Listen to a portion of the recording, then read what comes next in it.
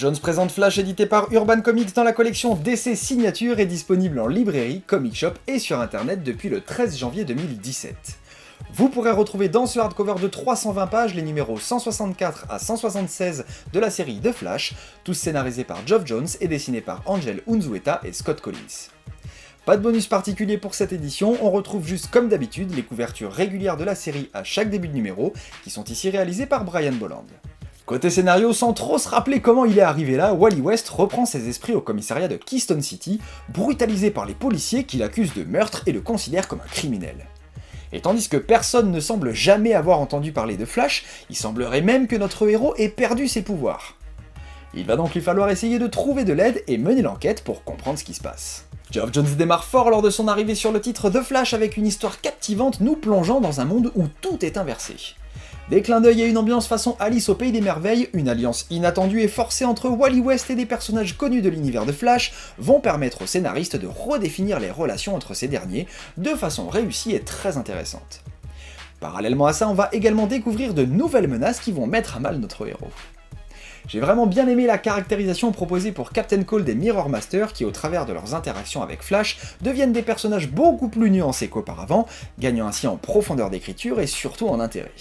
Les deux arcs suivants ont des histoires tout aussi réussies, là encore la menace est originale, un des vilains est une création de Jones, l'autre un personnage déjà existant mais revu et corrigé, et les intrigues offrent quelques moments bien intenses avec des rebondissements assez malins.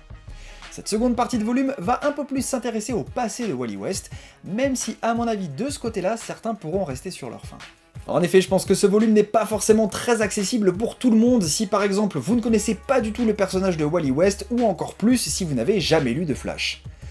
Geoff Johns ici prend la relève après un très long et absolument génial run de Mark Waid, qui lui, comme rapidement expliqué dans la préface d'Urban en première page que je vous recommande de lire, a déjà bien révolutionné le personnage de Wally par rapport à ses pouvoirs, à son utilisation de la force véloce, son nouveau costume, mais aussi son caractère, le rendant plus mature suite à sa succession à Barry Allen dans le rôle de Flash.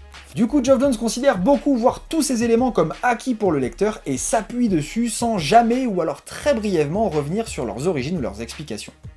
Ça peut parfois donner au nouveau lecteur une impression assez dérangeante ou frustrante de prendre le train en marche parce qu'au fond c'est un peu le cas, même si ça n'empêche pas à la compréhension globale de l'histoire.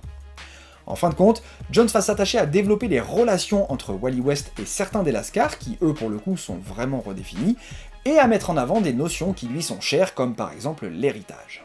Côté dessin, les deux artistes présents sur ce tome proposent un travail au style très différent. Tout d'abord, Angel Unzueta sur le premier arc, et ses planches aussi dynamiques que l'histoire. Un Flash hyper musclé, et des personnages aux traits parfois un peu exagérés.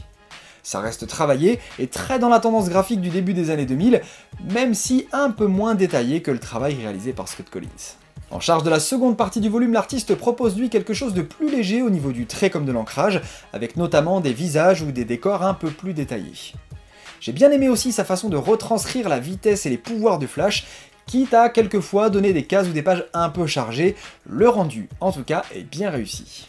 Et si jamais vous voulez un deuxième avis sur ce tome, voici un lien également disponible dans la description de la vidéo vers la review écrite par Sonia Smith sur le site de lescomics.fr. Pour conclure, selon moi, Geoff Johns présente Flash tome 1 est une lecture plutôt cool qui propose 3 histoires bien écrites, rythmées et visuellement efficaces. Attention cependant, même si c'est un tome 1, son accessibilité n'en fait pas forcément un bon point d'entrée pour découvrir Flash, je recommanderais plutôt pour ça actuellement la série DC Renaissance, mais si vous êtes prêt à comprendre certains aspects du personnage un peu plus tard, ça vaut largement le coup de s'accrocher et de découvrir ses aventures de Wally West.